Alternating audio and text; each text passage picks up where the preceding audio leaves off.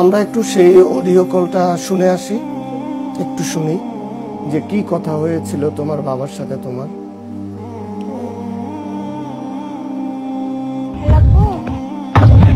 Hello, তুমি কোথায়? আমি যে চিকেন অফিসে যাচ্ছি, তো আমি চলে আসবো। কতক্ষণ হবে? এদিকে বেশিক্ষণ লাগবে না, আমি চলে আসবো ইনশাল্লাহ। ঠিক আছে, ঘুমা।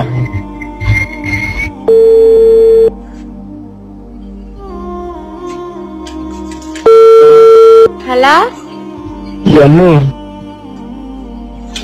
আমি নীলা যাচ্ছি। নীলা কেন? জরুরি কাজে যাচ্ছি। হ্যাঁ, জরুরি কাজে যাচ্ছি। জরুরি কাজে?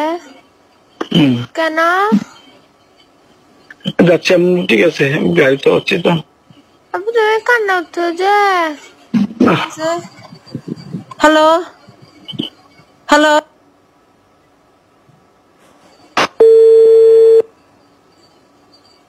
আল্লাহ আর মোবাইলটা দে, আল্লাহ আর মোবাইলটা আল্লাহ আর কি একবার হতে হইতে দেও খুদা। আল্লাহ আল্লাহ আল্লাহ। Hello hello hello hello hello, কে? Hello hello hello hello hello, আমি কমিশনারের সাথে কথা বলতে চাচ্ছি। হ্যালো, কে ওইটা? ফোন রিসিভ করছো, ওইটা কে? আমি ওনার মিসেস বলতেছি। হ্যালো হ্যালো, বলছো কি সঠিক জড়িত না?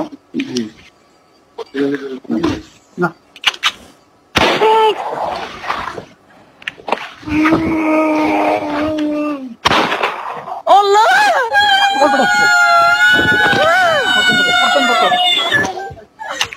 আমার জামাই কিছু করে নাই, আমার জামাই কিছু করে নাই, আপনার বিনা দোষী আমার জামাই।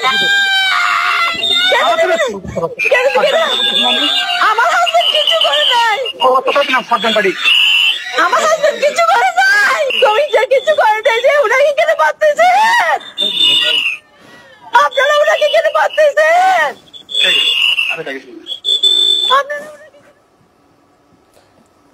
আয়েশা বেগম, মানে আপনাদের জীবনে তো এরকম ভয়ঙ্কর ফোন মানে কখনো আসেও নাই, এটা তো হয়নি। মানে আপনি ফোনের ভিতরে কেন এই আশঙ্কা করছিলেন যে বারবার আল্লাহর নাম বলছিলেন? মানে আপনার কি মনে হচ্ছিল আপনার কাছে?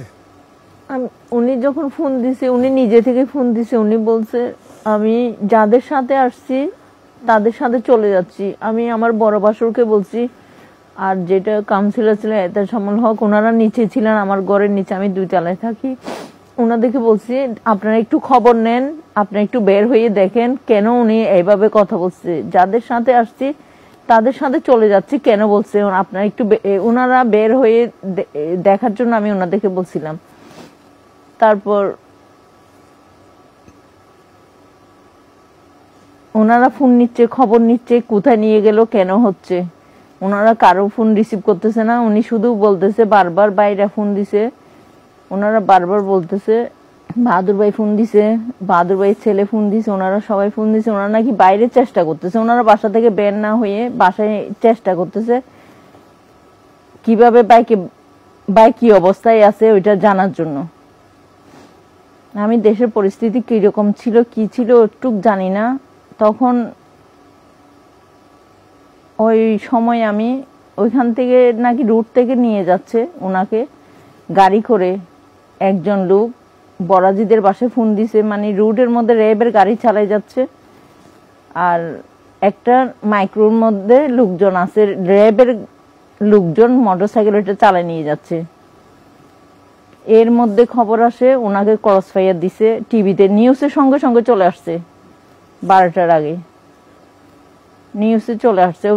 ওইটা কোন সাংবাদিক কারা রাখছে র্যাবের লোকজন জানবে, মেরিন ড্রাইভের মধ্যে। তাহিয়াত, তুমি কিভাবে বুঝলা যে তোমার বাবা কান্না করছে? তুমি প্রশ্ন করছো বাবা কান্না করছো কেন? আব্বুর আওয়াজে লাগতেছিল, আব্বু কান্না উঠেছিল, আর আশেপাশে কেমন যে সাউন্ড আসতেছিল, লাগতেছে আব্বুকে কে ভ্যানে রাখছে ওরকম টাইপের। কিন্তু আব্বু বলছিল আমি নীলা যাচ্ছি, ওই আব্বু বাইক নিয়ে যায়, কিন্তু সাউন্ড আসতেছিল না, বাতাসে বন্ধ কোথাও জায়গা আছে এরকম লাগতেছিল। তাই আমার থেকেও কেমন জানি লাগছে। আমি জিজ্ঞেস করছি আব্বু তুমি কান্না করতেছ? আর আব্বু কিছু বলে নাই, তা বলছে চলে আসবে ইনশাল্লাহ বলছে, বাট আর আসলো না আর কি।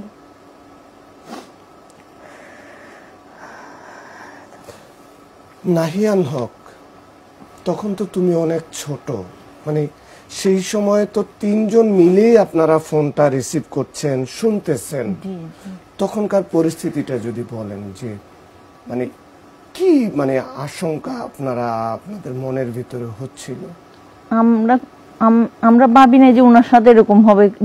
যখন যারা ডাকে, পুলিশ বলেন, র্যাবরা বলেন, যতক্ষণে ডাকে উনি চলে যায়, ওনাদের কাছে যাই, ওনারা কি কাজে ডাকতেছে ওইটা দেখে। আপনার সাথে আপনি যখন ফোন দিলেন, আপনি বললেন যে আমি কাউন্সিলরের স্ত্রী, হ্যাঁ কে আছেন ফোনটা ধরেন, তখন কিন্তু ওই ফোনে আবার ওনাকে বলা হচ্ছে যে হ্যাঁ তুমি জড়িত আছো, এটা স্বীকার করো। উনি আবার বলতেছেন যে হ্যাঁ আমি জড়িত আছি। না আমি জড়িত নাই, আমি জড়িত নাই। হ্যাঁ এই শব্দটাও কিন্তু মানে কি শুনলেন তখন, কি আশঙ্কা হলো?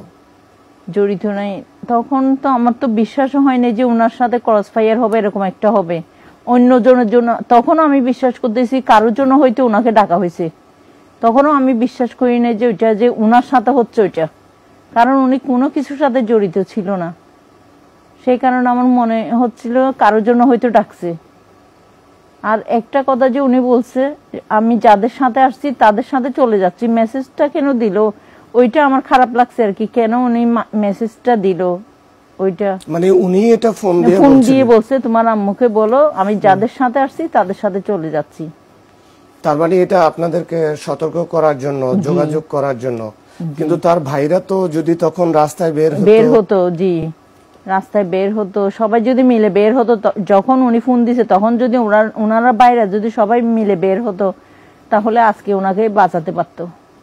তখন কয়টা বাজে যখন আপনাদেরকে ফোন দিয়ে বললো যে যাদের সাথে আসছি তাদের সাথে চলে যাচ্ছি?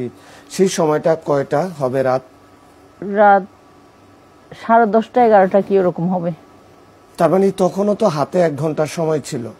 জি ওনারা বেশিক্ষণ সময় নেয় নাই,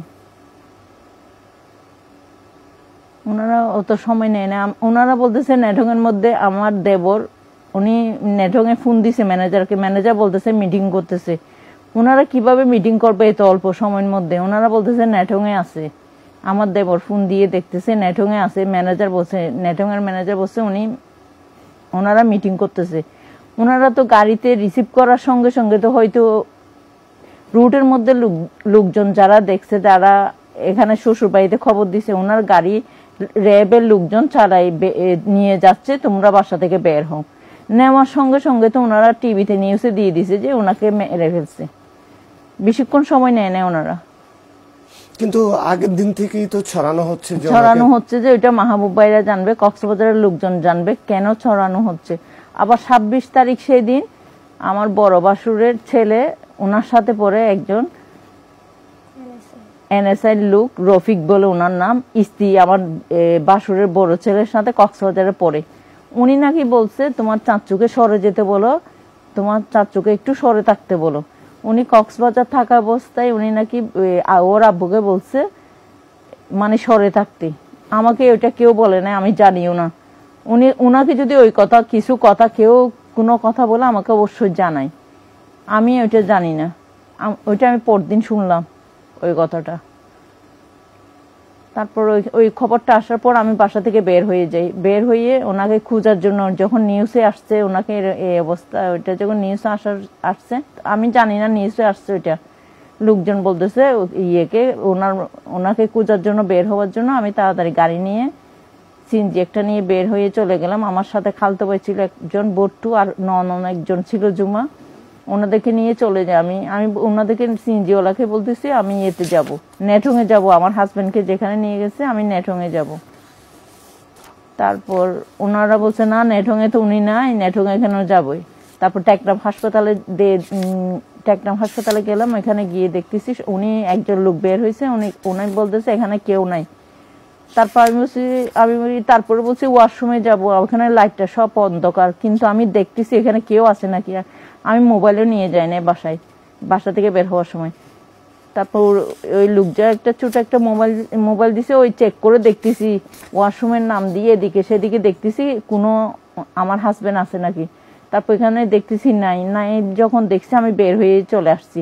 ওইখান থেকে আসার পর আমি গেলাম ইয়েতে, আমাদের এলাকার মধ্যে ডিজিএফ এর অফিস আছে, যেটা সাকিব মেজর ওনার অফিস আছে, ওইখানে গেলাম। ওইখানে যাওয়ার পর ওনাদেরকে ওখানে গেটের মধ্যে গিয়ে দরজা ঠোকা দিচ্ছি, ওনাদেরকে ডাকতেছি, কেউ সাড়া দিচ্ছে না। আমি হচ্ছে কাউন্সিলরের খোঁজ নিয়ে আসছি আমি এখানে, আপনারা এখানে কেউ বের হচ্ছে না কেন, গেট কেন খুলতেছেন না।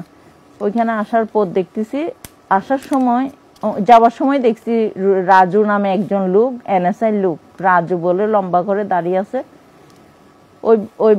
ওই লোক উনি, আমি গেটের ডিজিএফ এর গেটের সামনে ছিলাম, উনি দ্রুতভাবে ওখানে ভিতরে ফোন দিচ্ছে, শোনা যাচ্ছে, গেট খুলতে বলতেছে। ভিতরের লোক উনি গেটটা খুললো, রাজু ভিতরে ঢুকে গেল।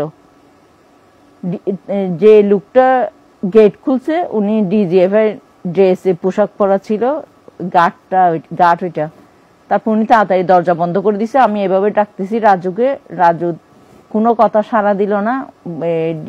ওখানে যে গার্ডটা ছিল, গার্ডটা বলতেছে এখানে কেউ নাই, এখানে আপনার হাজবেন্ডও নাই, এখানে কোনো লোকজন নাই। আমি বলছি রাজু তো ঢুকলো এইমাত্র, রাজু কেন কথা বলতেছে না আমার সাথে। অনেকক্ষণ দাঁড়াইছিলাম, ওনাদেরকে ডাকতেছি, জিজ্ঞেস করতেছি আমার হাজবেন্ড কোথায়, ওনারা কোনো সাড়াইও দিল না। তারপর আমি চলে গেলাম সিএনজি নিয়ে, আমার ননদকে নিয়ে আর বট্টুকে নিয়ে, আমার খালতো ভাই, ওনাদেরকে নিয়ে চলে গেলাম টেকনাফ থানায় গিয়ে দেখতেছি পুরা টেকনাফ থানার কোনো একটা পুলিশও নাই, 2টা পুলিশ দেখছি, সব পুরা থানা খালি। সিভিল ড্রেস পরা রঞ্জিত বড়ুয়া ছিল তখন ওসি টেকনাফ থানায়। তারপর ওনার সাথে একজন সিভিল ড্রেস একজন লোক ছিল, ওইটা হয়তো থানার কর্মকর্তা হবে। ওইখানে গিয়ে রঞ্জিত দাকে বলতেছি, রঞ্জিত দা থানার মধ্যে এখানে কেন একটা পুলিশও নাই, থানা কেন খালি, আপনি কি কোনো খবর শুনছেন? আমি আমার হাজবেন্ডকে খুঁজে পাচ্ছি না, এরকম একটা ফোন আসছে, ওনাকে খুঁজে পাচ্ছি না, ওনার খুঁজে আমরা বের হয়েছি। তারপর বলছে র্যাবের লোকজন মিরাফানিসরার মধ্যে ওইখানে আমাদের থেকে পুলিশ করছে, ওইখানে আমি পুলিশ পাঠাইছি। আমি বলছি আপনি কি জানেন না ওইখানে মেরিন ড্রাইভের মধ্যে কি হচ্ছে, আপনি কি কিছু জানেন? বলছে না আমি জানি না ওইখানে। তারপর উনি আমাকে বলতেছে আপনি চলে যান ভাবি, আমি আপনাকে পরে জানাবো। আমি বলছি আপনি র্যাবের কাছে ফোন দেন, ওইখানে কি হয়েছে আপনি একটু খবর নেন, আমি থাকা অবস্থায় দেখি। তারপর ওইখানে উনি ফোন দিয়েছে, বলছে কি একজনকে ক্রস ফায়ার দেওয়া হয়েছে, র্যাবের লোকজন বলতেছে ওনাকে, উনি যখন ফোন দিছে। তারপর আমি ওইখান থেকে, আমি থাকা অবস্থায় কালো মুখ বাঁধা 2জন লোক আনছে, পুলিশের গাড়ি নিয়ে 2জন লোক আনছে, কালো কাপড়, হাত পিছনে বাঁধা, কালো একদম কালো কাপড় দিয়ে ঢাকা। তারপর আমি ওনার রঞ্জিত দাকে বলছি, আমি বলছি ওনারা তো এখান থেকে মনে হয় আসছে, ওনারা 2জনকে একটু জিজ্ঞেস করেন, ওনারা কি আমার হাজবেন্ডকে দেখছে নাকি একটু জিজ্ঞেস করেন। তারপর বলতেছে ভাবি আপনি চলে যান, আমি র্যাবের লোকজনের সাথে কথা হয়েছে, আমি আপনি বাসায় চলে যান, আমি আপনার সাথে ফোনে কথা বলবো। তারপর আমি ওইখান থেকে চলে আসার পর বাসায় চলে আসার পর বাসার মধ্যে বলতেছে ওনার বাইকে নাকি আনছে, আমার হাজবেন্ডকে নাকি টেকনাফ থানায় আনছে, টেকনাফ হাসপাতাল আনছে। তারপর আমি দেখার জন্য আমার 2 মেয়েকে নিয়ে, আবার আমার দেবরের ছেলে আছে সাহিল আমার সঙ্গে ছিল, আমরা 4 জন সিএনজি একটা নিয়ে বাইরে চলে গেলাম। ওইখানে যাওয়ার সময় আমাদের এলাকার মধ্যে 3 নম্বর ওয়ার্ডে হারুন বাদগর একটা হোটেল আছে, ওইখানে দেখতেছি র্যাবের সিপাহীরা ভাত খাচ্ছে। তখন আমি সিএনজিকে বলতেছি এখানে তো দেখতেছি র্যাবের এখানে লোকজন দেখতেছি, গাড়ি থামাও। গাড়ি যখন থামাইছি সিএনজি ওয়ালাটা বই পেয়ে উনি চলে গেল, টাকাও নেয় নাই, উনি চলে গেছে ওটুকে। তারপর আমি সিএনজি থেকে নেমে সরাসরি এর সাথে কথা বলতেছি, ডিজিএফ এর সাকিবের সাথে কথা বলতেছি। ওনারা মানে সাকিবকে ওখানে পাইছেন আপনারা? হ্যাঁ, রুল আমিনকেও পাইছি ওখানে।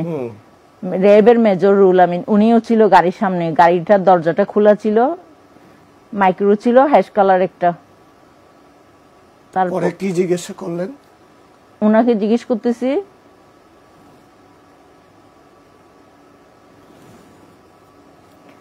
ওনাকে আমি জিজ্ঞেস করছি, বলছে আমি বলছি আপনারা মানুষ একটাকে হত্যা করার পর কেমনে আপনারা সিপাহীদেরকে এভাবে ভাত খাওয়াতে পারতেছেন?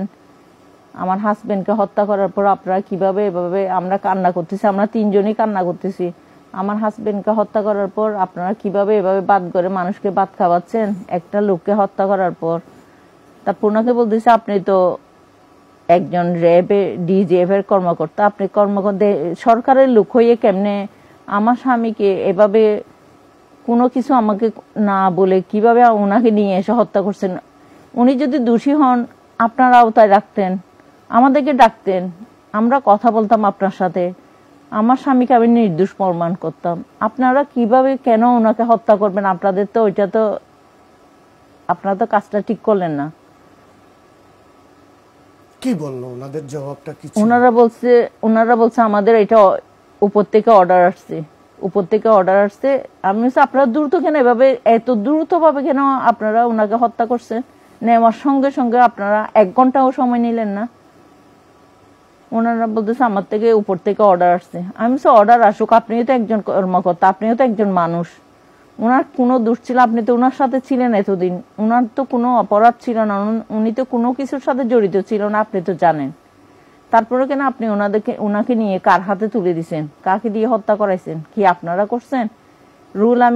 রুল আমিন বেশি কথা বলতেছে না, ডিজিএফ এর সাকিব কথা বলতেছে, বলছে কি না আমাদের উপর থেকে অর্ডার আসছে, আমাদের এটা তাড়াতাড়ি করে ফেলতে হয়েছে। আমি তো তাড়াতাড়ি করেন, আপনি তো কোনো যে আমার স্বামী দোষী, আমার স্বামীকে হত্যা করতে হবে, আপনি তো কোনো কাগজ কোনো কিছু তো আমাকে দেন নাই যে আমার স্বামীকে আপনারা নিয়ে যাচ্ছেন। আপনার থেকে তো কিছু দেওয়ার দরকার ছিল আমাকে, আপনি তো কিছু বলেন নাই। আপনি তো আমার সাথে ফোনেও কথা বলেন নাই, কিছু বলেন নাই যে আমার স্বামীকে হত্যা করার আগে তো আপনার থেকে উচিত ছিল, আপনি যে সরকারি লোক, আপনি তো আমাকে কোনো কাগজপত্র দেন নাই কি কারণ আমার স্বামীকে হত্যা করছেন। কাগজপত্র বের করেন, আমাকে কাগজ দেখান, কি লিখছেন, কেন কি কারণে হত্যা করছেন। আমাকে তো আপনি কিছু দেন নাই।